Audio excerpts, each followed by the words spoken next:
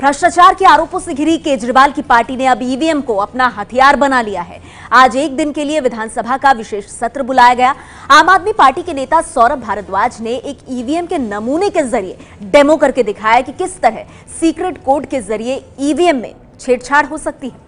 आम आदमी पार्टी विधायक सौरभ भारद्वाज ने दिल्ली विधानसभा के एक दिन के विशेष सत्र के दौरान एक डेमो ईवीएम के जरिए ये साबित करने की कोशिश की कि किस तरह से एक कोड से ईवीएम में छेड़छाड़ की जा सकती है।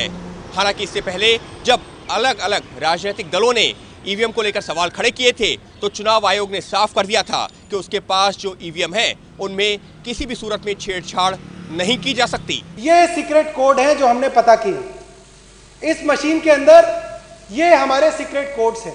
तो एक वोटर आया, उसने अपना नाम दिया, पर्ची दी, उसकी मशीन को एक्टिवेट कराया गया और अब उसने अपना वोट डाला और वोट डालते ही जैसे ही आवाज आई उसी दौरान उसने सीक्रेट कोड डाल दिया। मैं आपको दिखाऊंगा कैसे डालते हैं।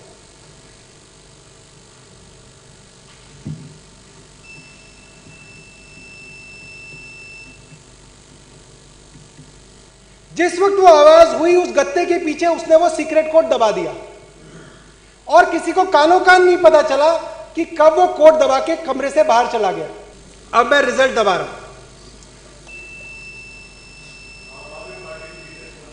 टोटल वोट 19, पहले कैंडिडेट को 2, दूसरे को 2, तीसरे को 11। मुबारक हो सिरसा जी। बहुत बड़े स्तर के ऊपर छेड़छाड़ की जा रही है। ये देश के लिए बहुत बड़ा खतरा है, जनतंत्र के लिए बहुत बड़ा खतरा है और देश के हर नागरिक को इसके खिलाफ आवाज उठानी चुनाव आयोग ने खारिज कर दिया है। चुनाव आयोग ने खारिज कर दिया हम तो कहते हुए कि वो ईवीएम नहीं है जिससे चुनाव होता है। हम तो कह रहे हैं आप अपनी ईवीएम दे दीजिए, उसका मदरबोर्ड चेंज करना है, 90 सेकंड लगते हैं। वो अपनी ईवीएम देंगे, उसका मदरबोर्ड चेंज करके दिखा देंगे। वो अपनी ईवीएम दे दीजिए। मैं अरविंद केजरीवाल जी से केवल इतना कहता हूँ, हम भी तो 67 ईवीएम से जीत कर आए थे और अगर हमारा चुनाव गलत है तो आइए बैलेट पेपर से पूरी दिल्ली में चुनाव करा लेते हैं 67 सीट पर। शुतुरमुर्ग बन रहे हैं, सच्चाई देखना नहीं चाहते। उनके नाम पर वोट अब नहीं मिलता है। ईवीएम को जिम्मेदारी ठहराएंगे, कल बोलेंगे जनता से कि तुम्हारी उंगली में ही गड़बड़ है, गलत बटन दबा देती है।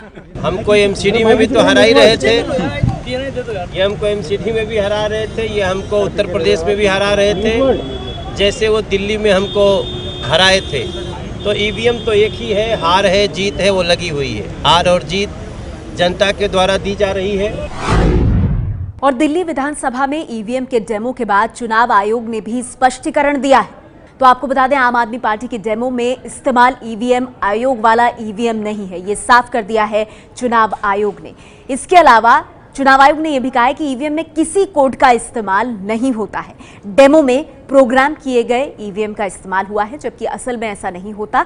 ईवीएम के बैलेट यूनिट का बटन एक बार दबाने के बाद बाकी बटन ब्लॉक हो जाते हैं, वो काम नहीं करते। कंट्रोल यूनिट से ही अगले वोट के लिए फ्री होता है। ईवीएम के मदरबोर्ड को आम आदमी नहीं खोल सकता, कोई प्रशिक्षित टेक्नीशियन ही खोल सकता है। मद्रास हाईकोर्ट ने इस आधार पर ईवीएम टेम्परिंग के दावे की याचिका को पहले ही खारिज कर दिया था। इस बीच आपको बता दें, दिल्ली की महाभारत में कपिल मिश्रा अभिमन्यु के किरदार में है, क्योंकि कपिल मिश्रा ने आम आदमी पार्टी के भ्रष्टाचार के खिलाफ अभिमन्यु की तरह लड़ने का दावा किया है।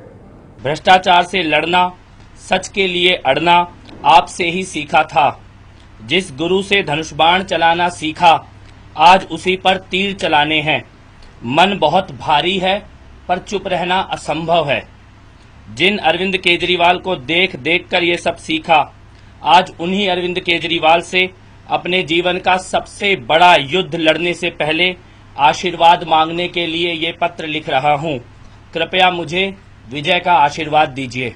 मेरी करावल नगर की सीट या आपकी नई दिल्ली की सीट आप चुन लें। मैं भी इस्तीफा देता हूं और आप भी चुनाव के मैदान में आ जाइए। सीट आपकी मर्जी की, आपके पास पैसे की ताकत है, लोगों की पूरी टीम है और मैं अकेला हूं। आइए लड़ते हैं चुनाव। है आप में हिम्मत जनता का सामना करने की? बहुत खतरनाक जानकारी है।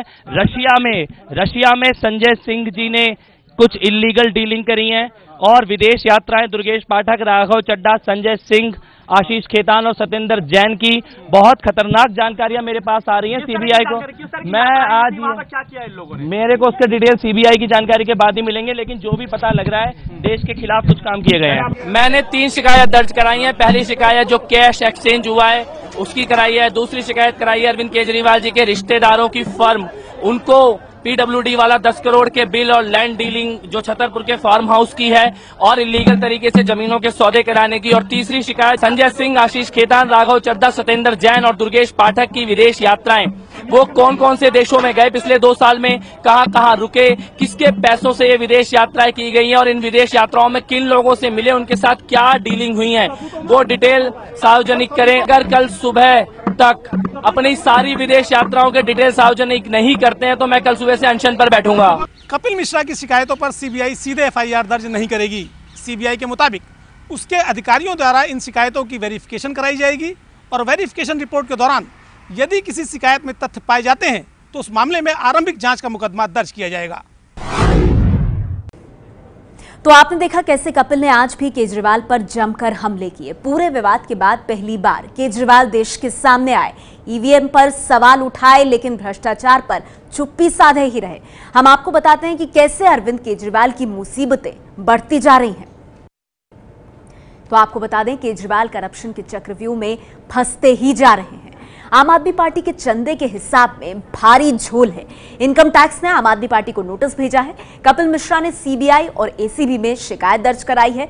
चुनाव आयोग में गलत जानकारी देने की शिकायत बीजेपी प्रतिनिधि मंडल ने भी दर्ज कराई है। ये है एबीपी न्यूज़, आपको रखे आगे।